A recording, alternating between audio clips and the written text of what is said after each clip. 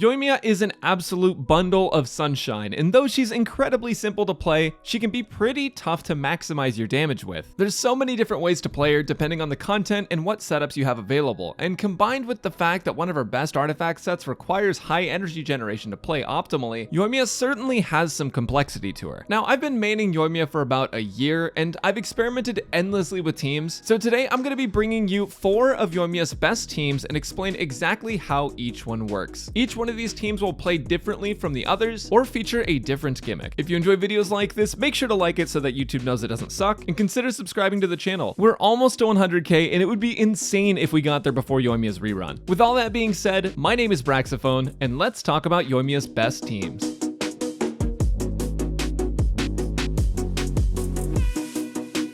Before we get into the teams, I want to talk to you guys a little bit about rotations and why they're important for Yoimiya. When you're playing Yoimiya, you have to think about a few things. First, her burst can only be affected by other characters on your team, meaning that you'll want to have it going when you're cycling through your other characters or dealing off-field damage. Since her burst gives your team an attack buff when you use it, and because it adds to Yoimiya's total damage, you'll want to use it at the start of your rotation and aim to use it again every other rotation. There are some teams and setups that you can ignore her burst in, but that's for another video. You'll notice that when I start encounters, I always burst first and then cycle my supports. The reason is because when I'm cycling through my supports after using Yoimiya's burst, they're all getting that attack buff while also generating more energy for Yoimiya for when she's back on the field. That's because I'm running the 4-piece Shimenawa set, and with proper energy knowledge, you can manage to burst every other rotation and have enough energy to get her normal attacks to get the 50% damage bonus. The energy thing is less of an issue with sets other than Shimenawa, but if you're using it, energy recovery becomes really important. There's other reasons for using Yoimiya's burst too. For example, if you're using her signature weapon. Thundering Pulse has 3 stacks that you can gain on it, and each stack is going to give you a big normal attack bonus. The third stack is gained by having less than 100% energy when you're using it. Now, the problem with that is that even at 100% energy recharge, if you don't use her burst, with Shimenawa, you're likely going to cap your energy when Yoimiya is on the field, since she's generating energy and getting HP particles from enemies. So with Thundering Pulse, you have to burst, otherwise you're going to lose a huge part of the damage bonus when you fill your energy bank when Yoimiya is on the field. It's easy to lose 15 energy and think that you'll be fine and you'll still get the 3 stacks the whole way, but in most content, and with a built Yoimiya that's actually dealing significant damage and defeating enemies, your energy is going to get full again while she's still on the field. You're going to lose your 3rd stack, and then at that point, rust is just better. It's not all black and white, but it's just a safe thing to do. Now again, if you use a set other than Shimenawa, Yoimiya rotation is a lot less strict, but in general, you want to use Yoimiya's burst, cycle through all of your supports and off-field damage dealers, with the longest buffs coming before the short ones, and then using Yoimiya's skill, repeating the support cycle, Yoimiya's burst, again and repeat. That way we maximize both Yoimiya's damage and our support's damage. The only time it doesn't matter is when you're playing characters that don't deal off-field damage, or when your team has non-attack scaling characters. So now that you know why we burst at the start of every rotation, it's time to show you some teams.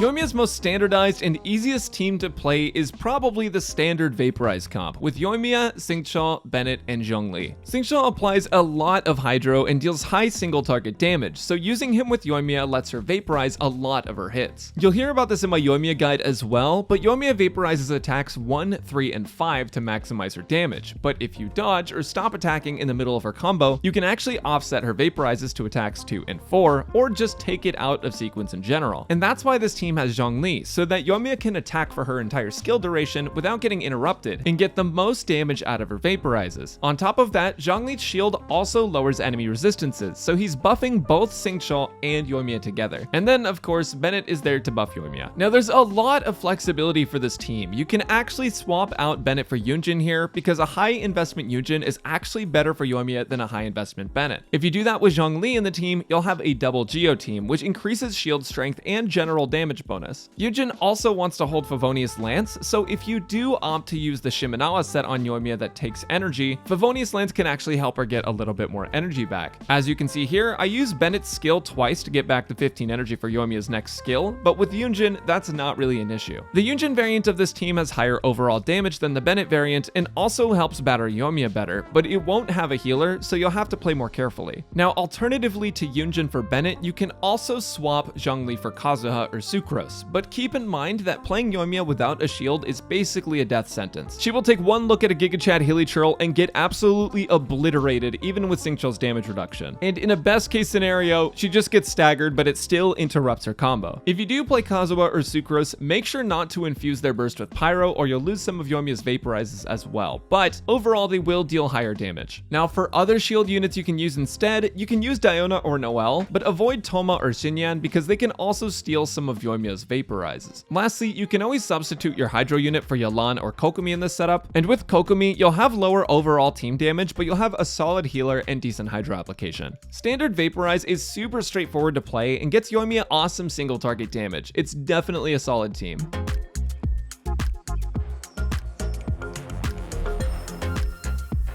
The next team is a Mono-Pyro team featuring Yoimiya, Bennett, Kazuha, and Yunjin. Now the reason this team works is because you're buffing Yoimiya just by an absolutely insane amount. Think of it sort of like a hypercarry team. Bennett is going to give Yoimiya a massive attack buff, and if he's C6, he'll also give a pyro damage buff. Kazuha is going to debuff enemy pyro resistance and buff your pyro damage based on his elemental mastery, and Yunjin is going to buff Yoimiya's attacks by a ridiculous amount, especially if you have constellations for her. Yunjin constellations increase her buff by granting normal attack bonus and attack speed, so altogether this team is absolutely insane for Yoimiya. It won't outdamage Yoimiya's best teams in multi-target, but for single target it's a really solid one that doesn't require Xingqiu at all. Now to get the most out of it, you can do your rotation one of two ways. The first is by starting with Yoimiya's burst, using Bennett's skill and burst, swirling with Kazuha's skill and burst, and following that up with Yunjin's skill and burst, swapping back to Yoimiya for her skill, and unloading arrows on your enemies. The other way you can do it though is to swap Yunjin and Kazuha. Technically, using Kazuha first will get you more damage since he'll be triggering Yoimiya's burst with his own burst, and if you end with Yunjin, it allows you to get her complete buff uptime. But I usually switch Kazuha and Yunjin because using Yunjin first lets me get more energy for her after using my Kazuha's Favonius sword. Mostly it's about energy management, but technically it's going to be better to use Kazuha before Yunjin because Kazuha's buff and Viridescent Vener will last even when his burst is down, but Yunjin's burst will only last for 12 seconds. Now one amazing thing about this team is that you should basically never have energy issues for Yoimiya. If you're using Favonius on your Yunjin, which you absolutely should by the way, it's amazing, as long as you're using everyone's skill and burst, even at 100% energy recharge, you should basically never have issues activating Shimenawa on this team. To be extra sure, you can also run Favonius on Kazuha, and you'll always be able to use her skill every rotation after you use her burst. Now, if you're looking for substitutes in this team, the only ones that you really have are swapping Kazuha for Sucrose or Zhongli. As I said earlier, playing Yoimiya without a shield can be a pain, so Zhongli can be really good here for his resistance shred and also giving the damage bonus from Geo-Resonance. Your damage won't be as high as with Kazuha, but it's still pretty competitive. Now with Sucrose, you're able to pass Thrilling Tale's buff to Yoimiya, so you can also get decent value out of her too, as long as you're swirling Pyro.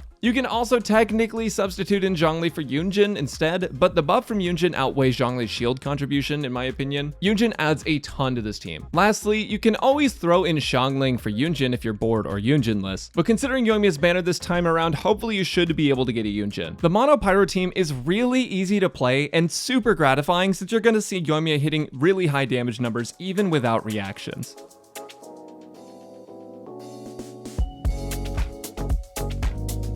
The third team for Showcase today is my personal favorite one called Overvape, which is essentially just Taser but with Yoimiya instead of Sucrose. Some people make Overvape out of Yoimiya, Xingqiu, Bennett, and Fischl, but this Overvape team features Xingqiu, Fischl, and Beidou with Yoimiya, and each character has a very specific role that ties the team together. First off, Overvape comes from a combination of Overload and Vaporize. When you apply Hydro and Electro to an enemy, both elements will become the aura, which means that they can both exist at the same time together. When you apply Pyro, for example, with Yoimiya's arrows, you'll get the Vaporize damage bonus on her shots, but you'll also hit Overload damage, which is a bit of a bonus to the team's overall damage and hits in an area, which is probably the closest thing Yoimiya will get to having fireworks on her normal attacks. So the reaction damage in this team is high, but on top of that, every single character deals damage and contributes an extra utility. Xingqiu applies Hydro, deals high single target damage, and gives damage reduction and healing. Fischl deals high Electro damage with solid uptime and gives your team energy, HP, but is mostly there for Beto, who needs a lot of energy to function well. Beto deals super high electro damage to multiple targets with their burst, which can help with overloads as well. One of the key components of Beto in this team is how if you have her at Constellation 1, she gets a shield. The shield is only 16% of her HP, but she also gives damage reduction in her burst. So even without the shield, you should be not getting staggered as much and not taking as much damage. When you combine her damage reduction with Xingqiu's damage reduction as well, it makes her shield a lot stronger. And even if the shield shatters, Yoimiya would take significantly less damage due to both damage reductions. Now, this is where different artifact sets can come into play pretty well. It's harder to run Shimenawa in this team. You definitely should use her burst here because every character in this team benefits a lot from Yoimiya's buff. But here, you don't have a lot of energy being funneled directly into Yoimiya. Technically, if you have a solid 4-piece Crimson Witch set, that set will actually outperform Shimenawa in this team anyways, because not only does it give pyro damage, but it also buffs your reaction damage. Alternatively, if you happen to have a 4-piece Retracing Bolide set, that one is also super great here, because it's going to make Beto's shield even stronger and save you a lot of trouble from trying to dodge everything and offsetting your Vaporizes. Either one of those sets works well, and they're both worth looking into over Shimenawa if you don't have a high energy recharge stat on her, specifically for this team. One last tip for this team is that you can do a normal attack on each character as you rotate through to make sure that Xingqiu is still dealing damage. You open with Yoimiya's burst, use Xingqiu's skill and burst, normal attack once with Fischl and cancel it by summoning Oz, which is her skill, and then normal attack with Beto and cancel that with her counter, which is her skill, and then her burst. Then you go back to Yoimiya, press her elemental skill, and start shooting. This team essentially lets Yoimiya take advantage of high single target damage and solid AoE damage, all with the shield and light heals. It also has great elemental coverage, and it's just one of the most comfy and rewarding teams in my opinion.